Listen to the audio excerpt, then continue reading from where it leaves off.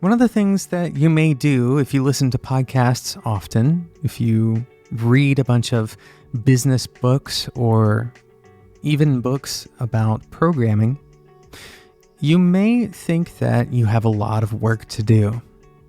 You may think that you have a lot of room for improvement and that there's just this endless hill in front of you. And you may believe that you have to break yourself down to really become the engineer that you want to become, or the manager that you want to become. And in many ways, this is true. We all have a lot to learn, and we all have shortcomings. In today's episode, though, I want to help you focus on something a little bit different. Rather than looking at self-improvement as a long and arduous task where you are faced with your weaknesses every single day, I want to help you shift to a different point of focus. My name is Jonathan Cottrell, and you're listening to Developer T, and my goal on this show is to help driven developers find clarity, perspective, and purpose in their careers. And if you care about your career, that's why you're listening to the show. Not that this show is the only thing that's going to help you in your career, but if you care about your career, you're looking for resources. You're realizing that you have work to do. And if you have a direct manager or someone who is honest with you on a regular basis, you've probably gotten some direct feedback. Some representation of your shortcomings has been given to you. If you're in close relationship with anybody for very long at all, then you've certainly had this kind of feedback. Perhaps you found yourself in a conflict with another person where they point out your weaknesses and all of your flaws to an uncomfortable degree.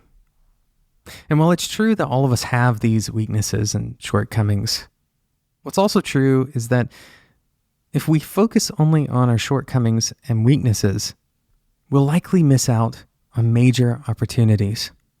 For example, if you've listened to this podcast, then you know that one of the things that we preach is that you break down your assumptions, that you try to find the core problems and you try to build focus. And so an unintended effect of this show may be that you have taken the time and the energy to beat yourself up when you're not focusing, or to feel bad when you think you haven't broken things down, when you think you've made an assumption. But the truth is, all of these ideas that we present on Developer T and that you'll find in business management books, process books, books about software development, all of these things are not intended to fix all of your broken parts. Instead, they're intended to be building blocks, foundational, to help push you up rather than break you down.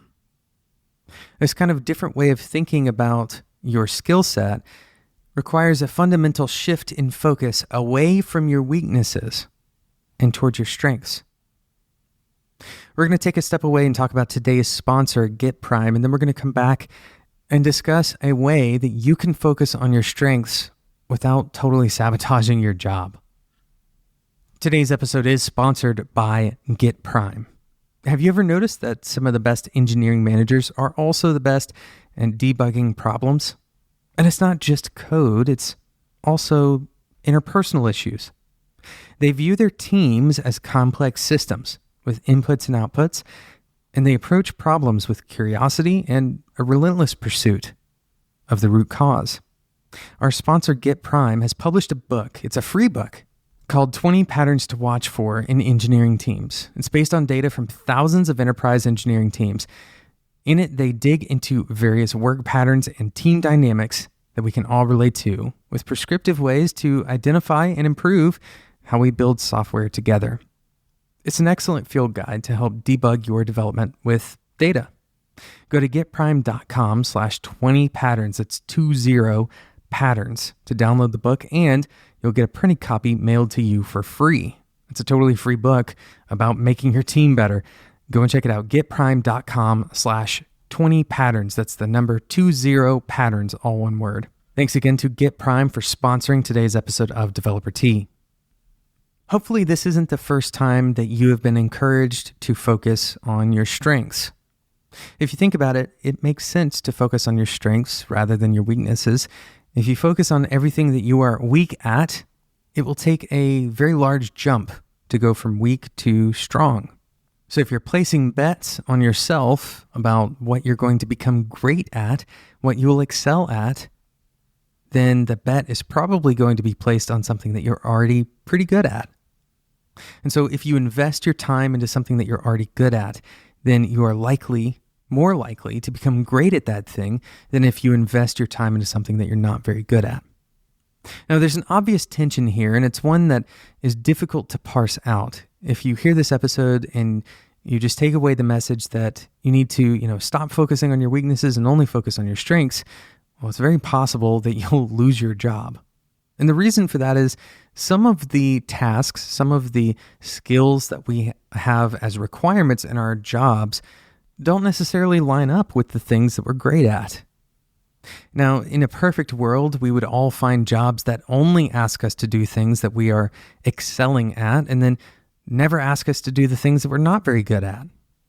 But more practically, we're likely to have duties in our job that require us to go from that kind of weak standpoint to at least acceptable. So what can we do about this? And how should we be thinking about this? Well, first, we should dispel the idea that your skills are all in their own little vacuums. One skill may support another skill. So maybe you are very good at creating UIs, but you're not very good at testing. Well, as it turns out, testing and becoming very good at testing may naturally bleed over into your ability to create good UIs. And so we shouldn't evaluate these things that we see as separate as necessarily separate. Sometimes the things that we're not very good at could actually be the things that unlock a massive amount of growth in another area. So that's kind of the first step here, is to dispel the idea that our skills are somehow entirely disconnected or live in their own little vacuums. The second idea is to understand what your core skills are for the job that you're doing versus the ancillary skills. So it's likely that you have a handful of tasks that are required in your job that are ancillary. In other words, if you are able to perform in those particular skills to an acceptable degree, then you can still excel in your job. Whereas the core skills for your job, you should be performing at a higher than acceptable, in other words, an excellent level.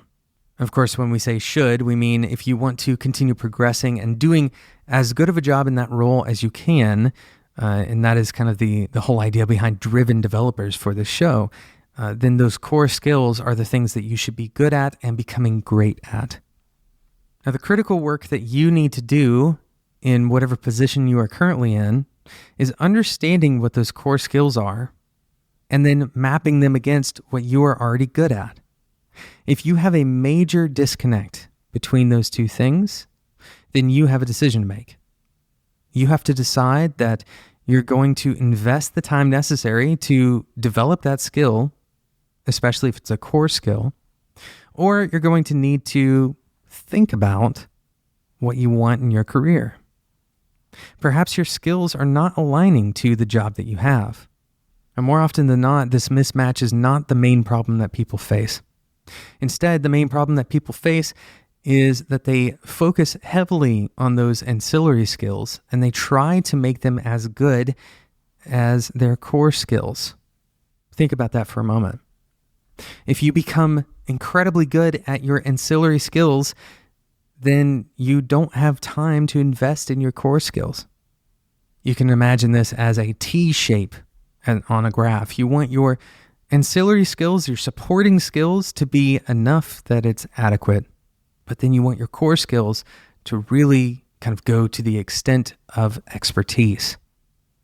It's important that you discuss with your manager, or if you are a manager, that you discuss with your direct reports what those skills are and to what degree do you want to invest in them.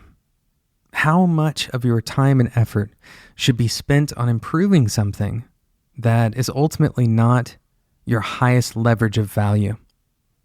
One of the most valuable and important things that you can do for your own career and that managers can do for their direct reports is something called job crafting. The idea here is to look at that skill map. What things are you already good at? And try to wrap your responsibilities in your job around those skills. This is kind of what you are trying to do on the job hunt. The problem is that we often have the pressure of unemployment causing us to adapt our acceptable, kind of skill map to whatever is available to us. Now, if you are in a job and you have the opportunity to do some job crafting, then a critical sorting phase will eventually be in front of you where you have to decide, is this a skill that I need to improve on, or is it something that I can delegate or otherwise fulfill by collaborating with another person? This is something that we often don't think about. We approach our careers as if we have to stand alone rather than like a team, where one person's skills complement another person's. It's important to recognize that if you have complementary skills with other people, then you can focus more on the things that you're already good at, rather than trying to become better at something that someone else is already very good at. Ultimately, I want you to be a little bit more forgiving to yourself. When you make mistakes and when you find things that you're not very good at, these are things that we all share as humans. We all have shortcomings, and we all have requirements on us that we're not necessarily ready to meet. Give yourself the space to learn and give yourself the space to fail. And ultimately, don't neglect the things that you are already good at. Thanks so much again to Get Prime for sponsoring today's episode and for writing a free book for developers to learn more about their teams. Head over to getprime.com/20patterns, and that's 20 patterns, all one word.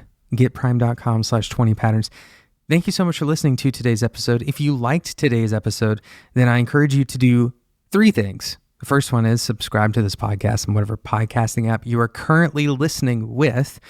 The second thing is to leave a review on iTunes. This drastically affects our visibility in iTunes and helps other developers like you find the show. And the third thing is head over to spec.fm because there's a ton of other content from other wonderful podcasts. For example, React Podcast and Tools Day. Go and check it out, spec.fm. Thank you again to today's producer, Sarah Jackson. And thank you so much for listening to today's episode. Until next time. Enjoy your tea.